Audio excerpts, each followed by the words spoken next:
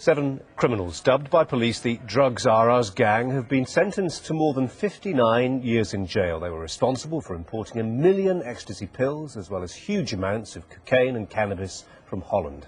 Sky's crime correspondent Martin Brunt reports. The gang were known as Drugs R Us because they had the contacts and backup to supply any drug they were asked for. Much of it was imported from Holland and stored in Essex. A hidden police camera recorded the gang's activity. Police recovered more than 1 million ecstasy pills and huge quantities of cocaine and amphetamine sulfate. The gang distributed more than £6 million worth of drugs. That's what the police could prove. It may have been much more.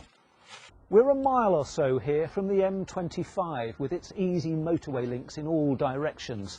Tucked down this back alley was the gang's distribution centre, this anonymous garage where the drugs were stored and then driven away to customers all over the country.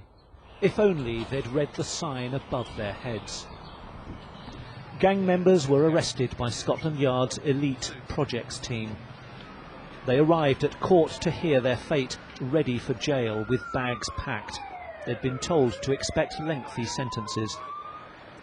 Prosecutor Kenneth Millett said the criminal network was run like an efficient business.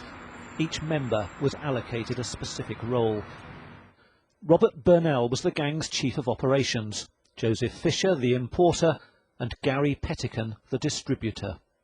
The non-executives were David Sangster, David Richter, Robert Gregory and Matthew Ryder.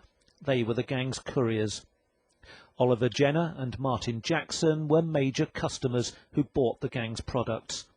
They were a professionally established team of drug dealers, established in exactly the same way as any really legitimate business. They had a hierarchy, they had people had different roles and responsibilities. Just the quantity they chose to deal in was drugs that caused so much harm to communities. None of the gang had a legitimate job. They were professional criminals at the top of their game.